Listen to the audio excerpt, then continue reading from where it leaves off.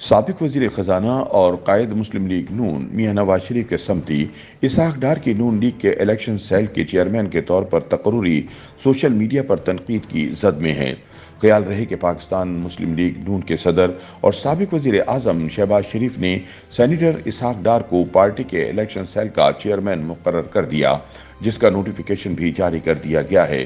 نون league کی مرکزی ترجمان مریم اورنگزیب نے ایک بیان میں کہا کہ اسحاق ڈار کو الیکشن سیل کا سربراہ بنانے سے پارٹی کی انتخابات سے متعلق سرگرمیوں میں مزید تیزی آئے گی، نیز پارٹی ٹکٹ کے لیے درخواستوں کی وصولی، انتخابی ضابطوں کی نگرانی سمیت تمام متعلقہ امور کو تیزی سے مکمل کیا جائے گا۔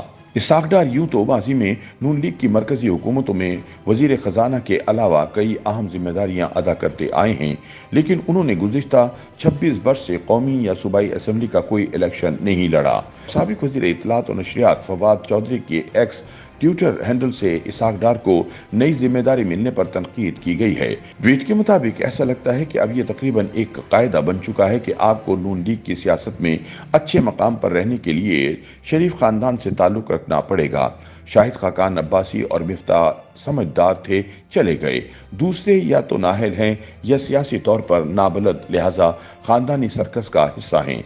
سیاسی تجزیہ کار سلمان غنی کا اس حوالے سے کہنا ہے کہ نون لیگ نے الیکشن سیل کا سربراہ اسحاق ڈار کو بنا کر پیغام دیا کہ ٹکٹوں کی تقسیم نواز شریف کی مرضی سے ہوگی۔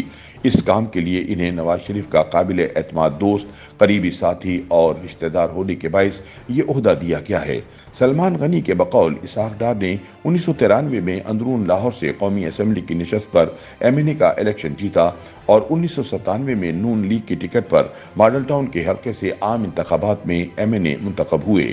اس کے بعد انہوں نے کسی الیکشن میں بطور امیدوار حصہ نہیں لیا، بلکہ انہیں سینیٹر بنا کر وزیر خزانہ بنایا جاتا رہا۔ انہوں نے کہا کہ اس بار نون لیگ کسی طرح کا کوئی رسک نہیں لینا چاہتی، اس لیے امیدواروں کو فائنل کرنے کی ذمہ داری نواز شریف کے قریبی ساتھی کو دی گئی ہے۔ ان کی رسائی نواز شریف تک بھی سب سے زیادہ ہے اور پارٹی مفادات کو بھی اچھی طرح جانتے ہیں۔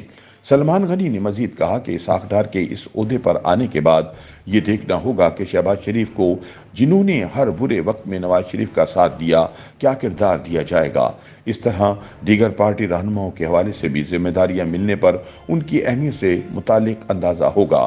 دوسری جانب صحافی ماجد نظامی کا کہنا ہے کہ اسحاق ڈار پہلی مرتبہ 1993 میں ضمنی الیکشن میں، دوسری مرتبہ 1997 میں عام انتخابات میں ایم این اے منتخب ہوئے تھے۔ کوئی سیاسی جماعت ایسے شخص کو عام انتخابات کے الیکشن سیل کا سربراہ بنا سکتی ہے جس نے 26 سال سے M N A M P A کا الیکشن نہیں لڑا؟ کیا سمدی ہونا ہی اصل میرٹ ہے؟